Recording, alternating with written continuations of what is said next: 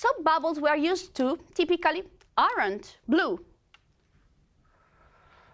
They are rainbow colored, and they can be more or less transparent. My name is Paola Rebusco. I am a theoretical astrophysicist here at MIT. In the previous Blossom modules about soap bubbles, we were investigating the basic nature of soap bubbles and their shapes. Today, we will find out everything, or as much as we can, about the color of soap bubbles. Also, did you know that soap bubbles and telescopes have something in common? We will understand what this is. Moreover, we will see that blue bubbles actually exist, and we will try to understand what is the difference in the color between the blue and the usual bubbles. Finally, if you watch a soap bubble for a certain amount of time, you may notice that the colors and the patterns on the surface change over time. And this can have something to do with the large-scale motion on the atmosphere of the Earth and other planets. In order to understand the colors, we first must have to make the connection with light and waves. So let's start making some waves. Here I have a salad spinner filled up with plain water, and if I poke my finger in the center, you can see one ripple, one pulse, that is moving outwards and then coming back, because it reflects on the wall. I can do it many times at a periodic rhythm, and you can see waves on on the water in the salad spinner. Now, it may be a little bit difficult to see the waves for you because there is the camera in a difficult position.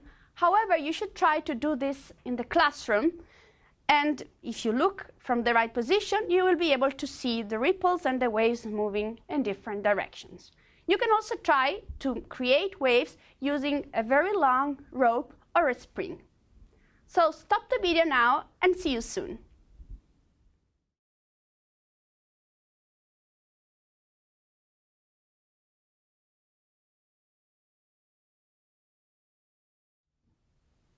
Welcome back. Now that we know how to create some waves, we want to look at their anatomy. So what is a wave? A wave is a perturbation that travels in time and space. A transverse wave is a wave that is oscillating in one direction and is traveling in the perpendicular direction. So here, for example, I have a spring, and I can perturb it in this way. The perturbation in this direction is creating a pulse that is traveling in the perpendicular direction. If you look at the black tape in the center, you will notice that it's just moving back and forth. It's not actually moving with the wave itself.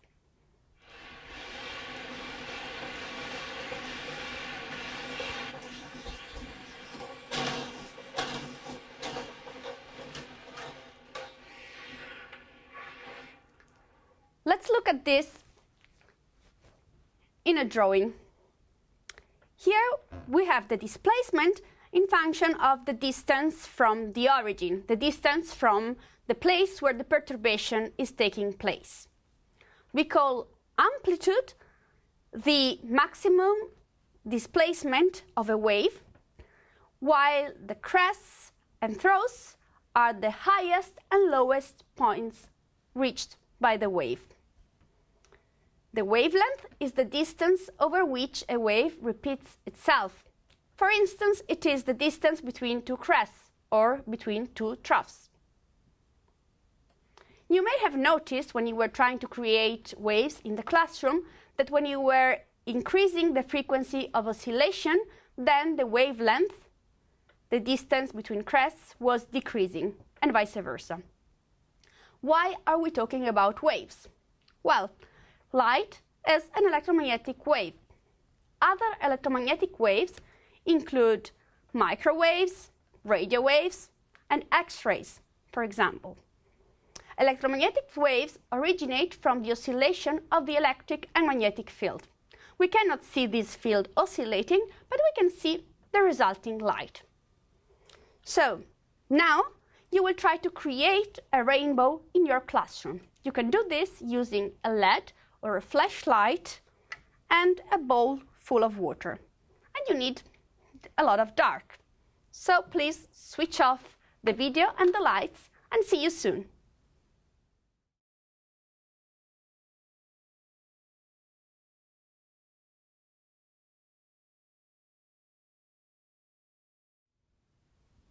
Well done! You decomposed light. Indeed, white light, what we call usually the normal light, is composed actually by all the different colors. But what makes these colors, these waves, different? This is the wavelength. Indeed, the wavelength of the red light is larger than the wavelength of the violet light. And the other colors have wavelengths in between. So here, from red to violet, we have decreasing wavelength, which means increasing frequency. This distance, in reality, is really, really tiny. It's of the order of 100 of a billionth of a meter. A billionth of a meter is called a nanometer. Now, when you are shining the light through the water, what happened was that the different colors, the different wavelengths, were bent. In scientific terms, we say refracted at different angles. This is one way to decompose light. But we can do it also in another way. For example, let's use a black mug or a film can and dip it in a soapy solution. We want to create a film here. And we want to look, now the film exploded, so I'm going to do it again.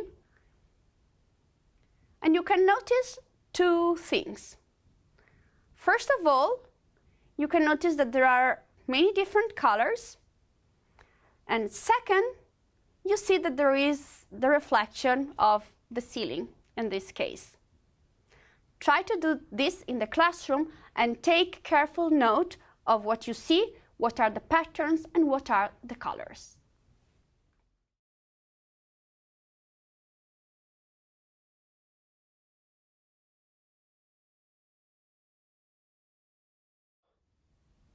Welcome back!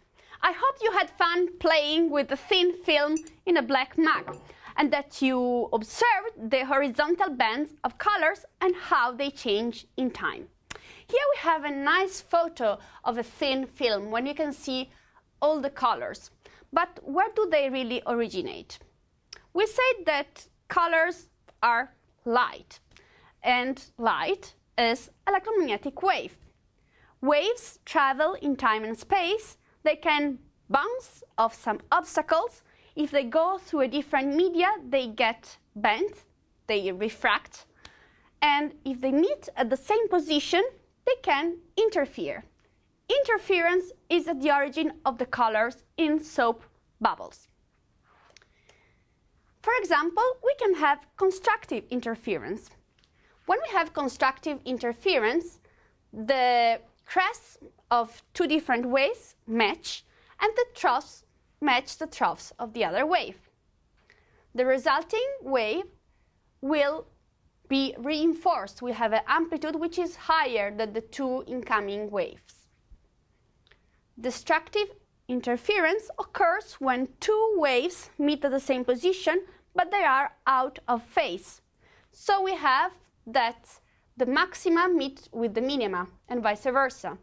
And if they have the same amplitude, well, the resulting wave will be nothing. They cancel out. And this is a very weird phenomenon, because we have light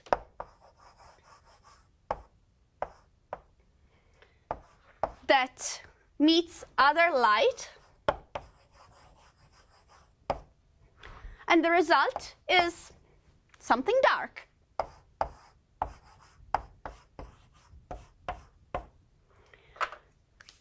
Now, Now, in this drawing, there are two extreme situations. In reality, there will be all the situations in between. If we look at a soap bubble, what is happening? We said that soap bubble can be thought of as a sandwich of water in between two slices of soap. So when we have an incoming wave, let's say a purple light, it will reflect on the first external surface, and then part of it will be transmitted through the water and to the second surface, where it will be reflected again. And here, of course, there is a little part which is still transmitted. So the two reflected waves will meet at the surface and they will interfere. The interference can be constructive, and so we will see the colors more intense, or it can be destructive. When we consider a soap bubble, we look at it and we look from different angles. Moreover, the thickness is not the same everywhere. So what happens is the different waves, the different colors, walk through different paths. And so when they interfere, the difference between the wavelengths and how they compare to the thickness of the soap film will originate different colors. And this is where all the swirling colors of soap bubbles take place. Now, in the classroom, you will investigate interference using sound. And I also want you to go back to the Max experiment and observe carefully what happens at the top of the film after some time.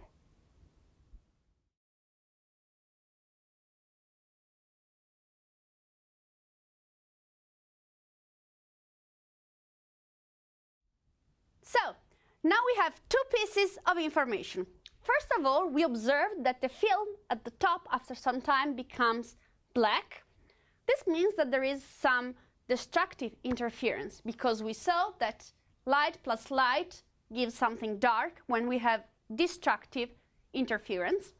And the second piece of information is that the film at the top becomes thinner. This is due to the effect of gravity.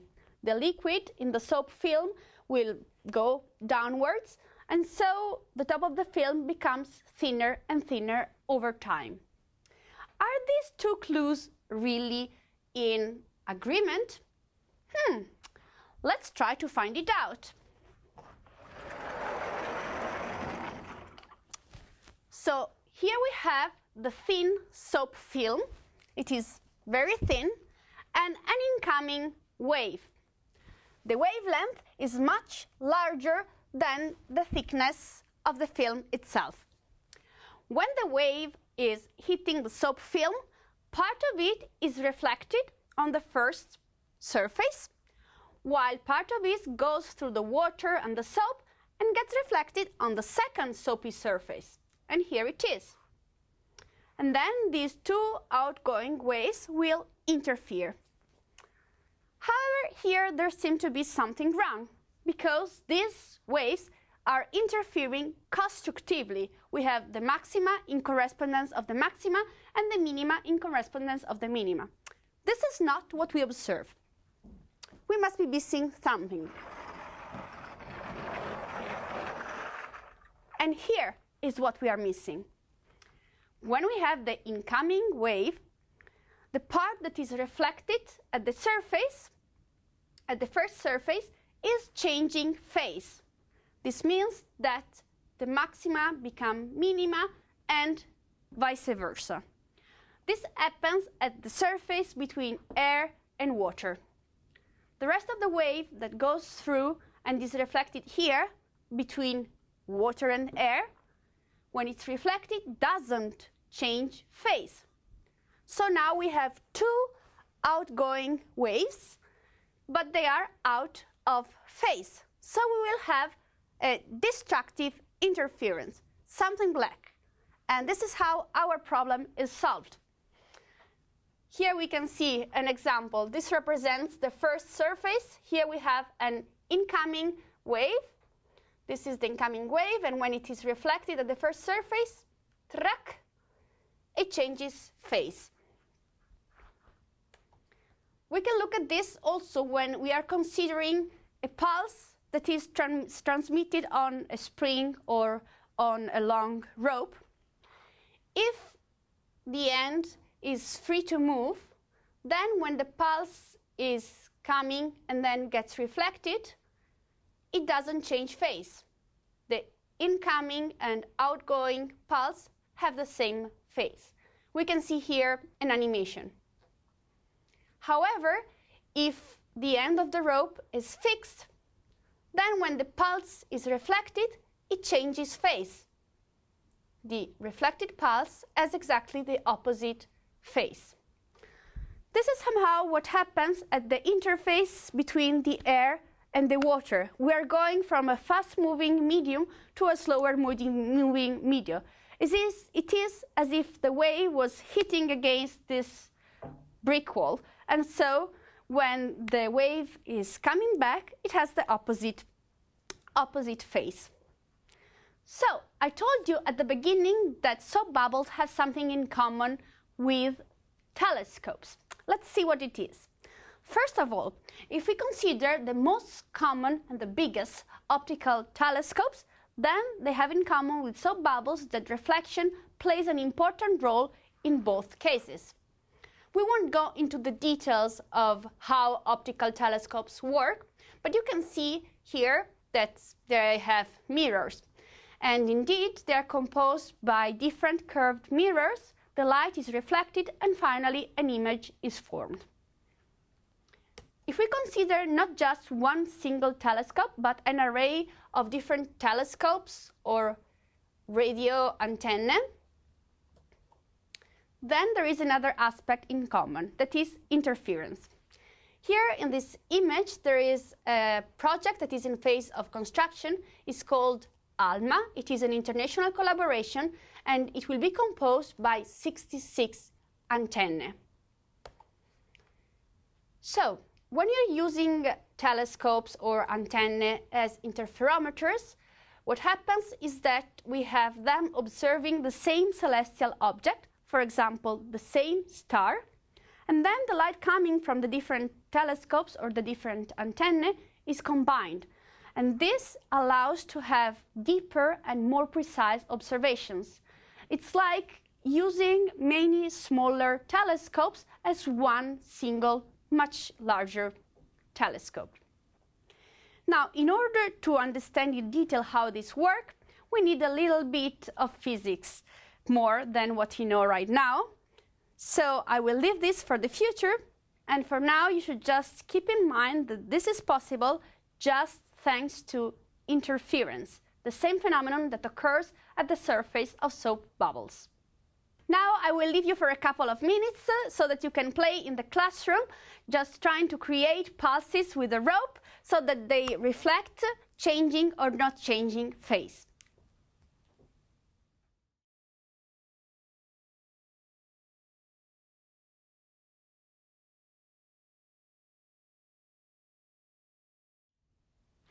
Welcome back, and let's go back to soap bubbles. At the beginning, we were talking about blue bubbles, and I was trying to make them. I was trying to do it by mixing a normal soapy solution with some food coloring, in this case, blue. However, you can see here what happens.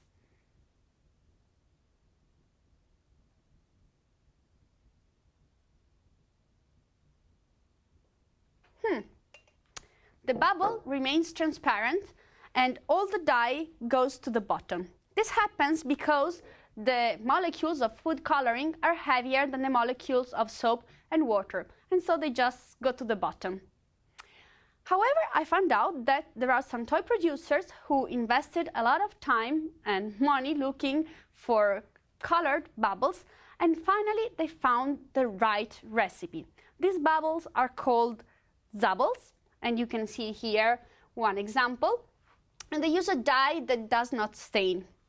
How does this work? Well, this is a dye that sticks to the soap molecules at the surface. Here the tadpoles represent the soap molecules, and you have the these blue dots that represent the dye. And this dye is also of the right way, so it is diffused homogeneously in the sandwich of water.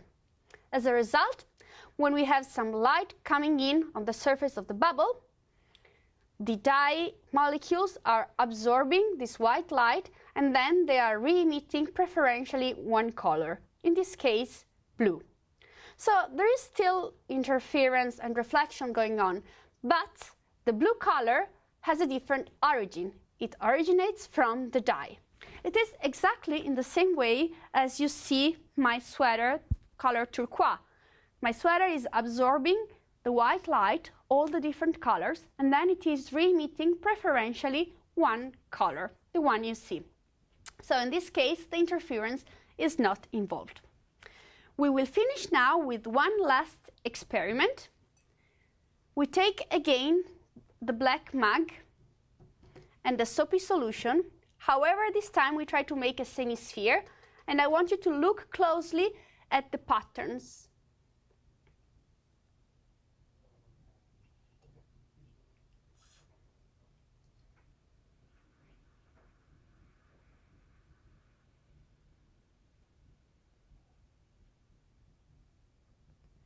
Now, in this way, I'm creating some vortices on the surface of the bubble.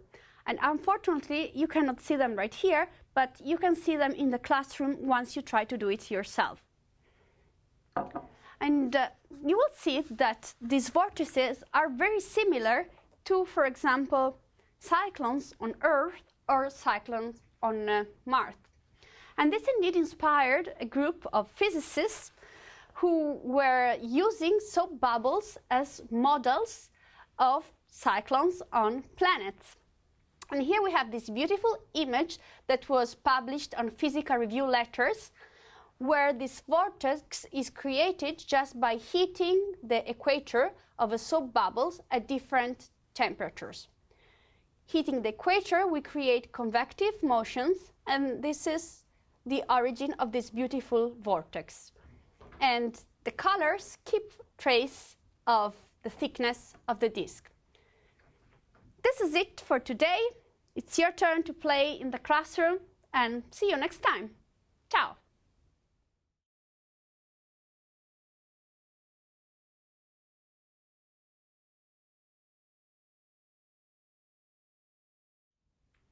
Hello, teacher. The purpose of these Blossoms modules is to investigate and understand some properties of waves and colors. We are using soap bubbles to do that. Soap bubbles are easy to make and they're fun for us and for the students, but they have one problem. They're very delicate.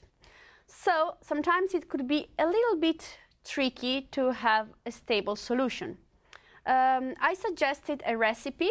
However, you may need to change it because you have a different soap, the water is different, the weather is different, and it could also happen that one solution that works one day, it doesn't work the day after or after a few hours. You just have to be patient, and then it's really worth doing it because you will see that these demonstrations are really beautiful. Going through the list of activities. In the first activity, we were creating a homemade ripple tongue. I was using a salad spinner to do that. You can use any transparent container. If it's larger, it is better, so that the reflection is a little bit reduced. And you do not need to fill it up with water. It can be pretty shallow. In the activity where you are creating the rainbow, it may be a little bit tricky to put the rainbow in focus. To do that, you will have to change the distance between the light and the container of water, and between the container and the wall on which you are creating the rainbow itself. For the activities with black mugs and soap films, I strongly recommend to have one mug or one film can for each student, because if you do it as a demonstration, it is really difficult for everyone to look at the different effects on a different light. If every student or a couple of students has an experimental set, then they can really put hands on and see the right the light color patterns, and they can create the perturbations and have a sense of what's going on, what's happening. This is it for today. Have fun teaching soap bubbles and waves, and see you next time. Bye.